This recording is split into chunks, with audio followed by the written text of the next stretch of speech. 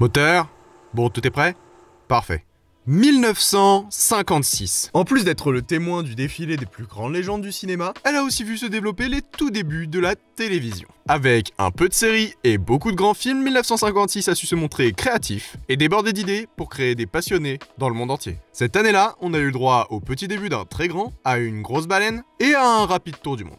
Préparez-vous, la séance va bientôt commencer.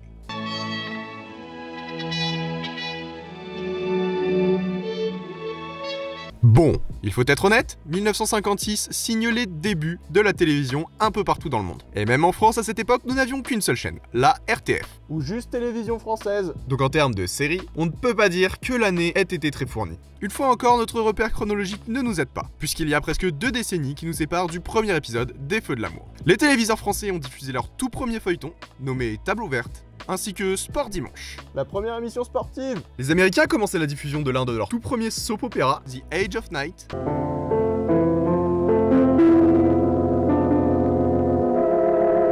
Et diffusaient la 5e saison de la sitcom I Love Lucy.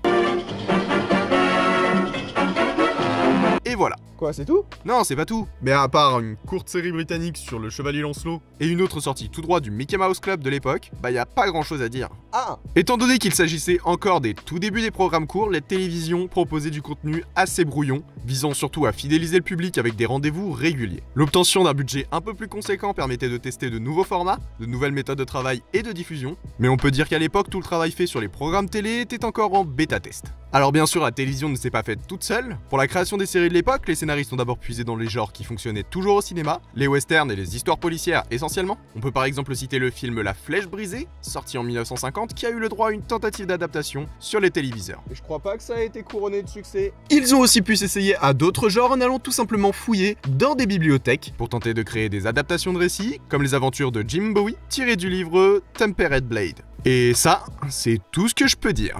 Hâte que la télé se développe alors. Il est vrai qu'une époque où même les plus vieilles séries avec des longévités extrêmes comme Doctor Who n'existent pas, c'est assez difficile à imaginer. Pour ce qui est des salles obscures, Y a des choses à dire. on a d'abord eu le droit à un moyen métrage nommé Le Monde Silencieux sur les fonds marins de Jacques-Yves Cousteau. Et comme dirait Phoebe, L'acteur Gregory Peck a interprété le capitaine Ahab dans l'adaptation du roman d'Herman Melville Moby Dick. Et cette année-là, on nous a aussi présenté Plus dur sera la chute, le dernier film mettant à l'affiche le grand Humphrey Bogart. le mec de Casablanca. Mais celle qui est restée dans les esprits cette année-là, c'est la jeune Romy Schneider, pour son rôle de Sissi l'impératrice.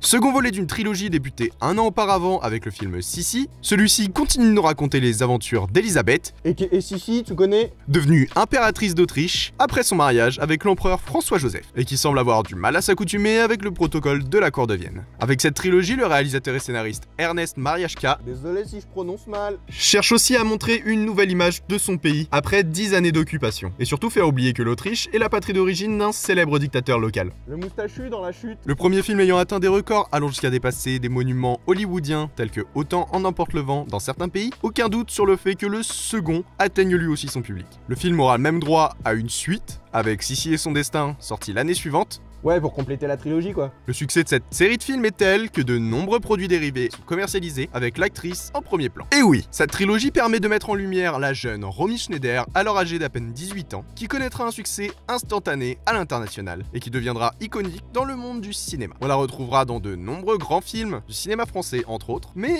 j'y reviendrai sûrement. L'actrice a reçu un grand nombre d'hommages dans le cinéma actuel, comme dans le film 8 femmes de François Ozon, où l'on peut voir une photo d'elle. De nombreux biopics sur sa vie ont failli voir le jour, malheureusement abandonnés pour la plupart, et depuis 1984, le prix Romy Schneider est remis chaque année à une comédienne représentant l'espoir du cinéma français. En 1956, on redécouvre aussi l'actrice Audrey Hepburn, en compagnie de son mari Mel Ferrer, dans l'adaptation de Guerre et Paix, roman éponyme de Léon Tolstoï. La 29e cérémonie des Oscars récompense cette année-là un film tiré d'une œuvre de Jules Verne, Le Tour du monde en 80 jours. et George Stevens est élu meilleur réalisateur pour le film Géant avec Elizabeth Taylor et James Dean. Ce dernier qui a été découvert par le public français la même année dans La Fureur de vivre. En outre, Alfred Hitchcock nous montrait L'homme qui en savait trop, John Wayne jouait un ancien soldat confédéré dans le western La prisonnière du désert, et Brigitte Bardot se dévoilait dans Et Dieu créa la femme. On a aussi vu Kirk Douglas donner vie à l'artiste Vincent Van Gogh dans un film nous racontant sa vie passionnée. Elvis nous a interprété Love Me Tender dans Le Cavalier du Crépuscule. Love me tender, love me sweet. Et on a eu le droit à un peu de science-fiction dans La planète interdite. Et en France, il y a eu un acteur qui est apparu non pas 3 ni 4, mais bien 5 fois sur nos écrans cette année-là. Productif, le gars. En plus de ses interprétations dans Crime et Châtiment, ou Voici le temps des assassins, Jean Gabin a participé en 1956 à la traversée de Paris.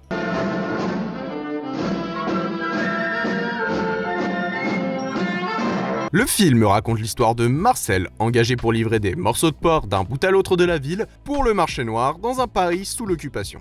Son acolyte habituel ayant été arrêté, il se retrouve obligé d'effectuer la traversée de Paris, D'où le nom du film. avec un homme peu docile. Pour l'époque, le film innove et touche les spectateurs en leur montrant une France sombre qui tente de survivre à la défaite d'une guerre et où le danger règne à chaque coin de rue. Dans ce film, Jean Gabin est aux côtés de célèbres acteurs comme Bourvil et d'un petit nouveau qui signe les débuts d'une très grande carrière, j'ai nommé Louis de Funès. Le succès du film est immédiat et atteint rapidement la 4e place du box-office. Par son côté drôle et émouvant, mais aussi par ses nombreuses répliques marquantes, l'œuvre s'est placée dans la courte liste des films cultes du cinéma français. Celui-ci aura d'ailleurs le droit à une version colorisée en 1994 et à un remake du même réalisateur à la fin de sa carrière, avec en vedette le chanteur Pierre Perret. Il était pas que chanteur, du coup. Pour un public jeune, je sais que ce film n'est pas le plus célèbre mettant en avant ses acteurs, surtout quand on pense à Bourvil et de Funès. Ah, c'est pas la grande vadrouille, quoi. Mais pour les générations précédentes, l'œuvre est devenue un véritable classique. Et pour vous, ce film c'est un grand classique ou totalement inconnu? Dites-moi de quelle tranche d'âge vous faites partie en commentaire. Pensez à vous abonner et dites-moi de quelle année je pourrais vous parler dans une prochaine vidéo. On n'oublie surtout pas le pouce bleu, ça fait plaisir. Et ça va être toujours en référencement. Et voilà, c'est déjà la fin de la séance, j'espère que cette projection vous aura plu. Je vous invite à bien vouloir relever vos sièges et ramasser vos paquets de popcorn. Je vous dis à la prochaine pour la découverte d'une nouvelle année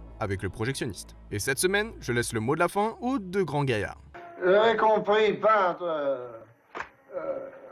Comme ça, moi? Non, peintre. Comme ça, quoi. Ah.